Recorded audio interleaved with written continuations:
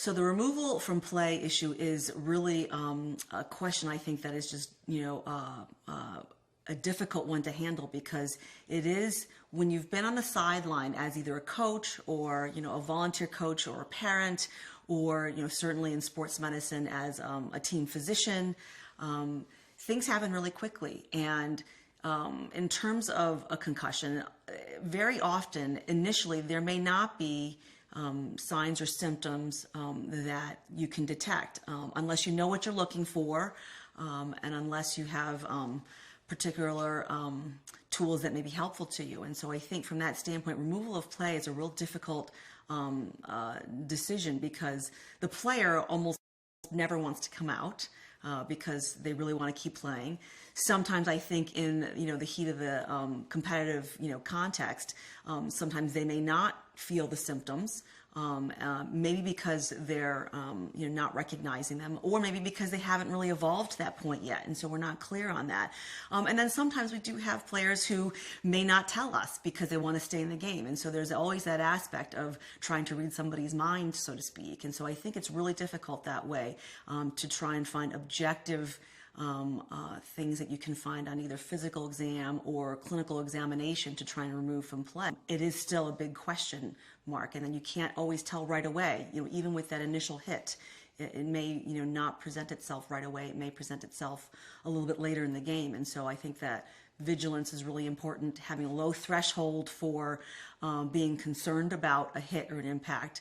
And just being aware of it, that it doesn't have to be a direct hit to the head. It could be, something that was more of a whiplash effect to the head. And then just having that suspicion, and then just always being vigilant and monitoring your kids and your players.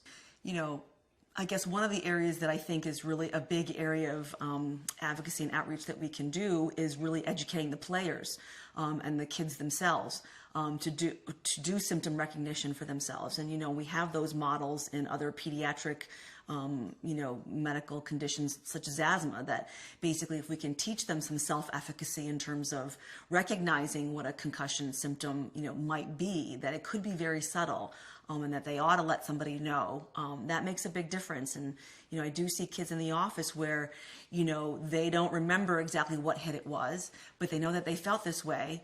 And the only reason they thought that it might be a concussion was because they were talking with another friend and telling them their symptoms, and their friend said, that sounds like a concussion because I had one last month, And so I think from that standpoint, educating kids is really important. So, we've done a lot of outreach with coaches and parents, and we're really realizing now that educating the actual players themselves is going to be a big part of that in terms of helping them keep themselves safe.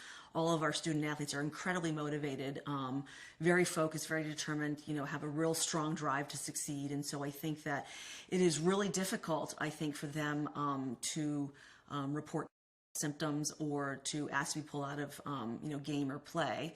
I think that in terms of the role that parents and coaches play in that situation, I think Keith is really a great example of that, where he absolutely, has communicated to his team that anything that he is concerned about, they're going to be pulled off.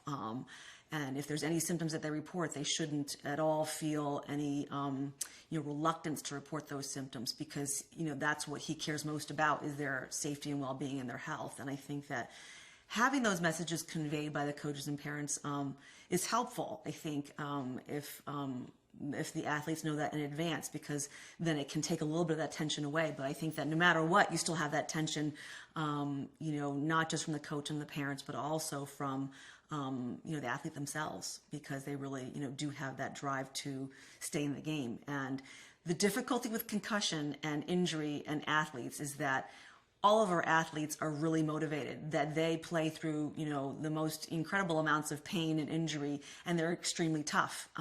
And most of the time they can do that, and they're none the worse for wear as a result. But I think that with concussion, it's the one thing where really, being tough can ultimately translate to being a detriment to you, because you've not paid attention to or ignored signs that your brain is telling you that needs to basically come out or stop, the activity that you're in. And so it's really difficult, because it's a different, kind of condition, and you have to approach it differently.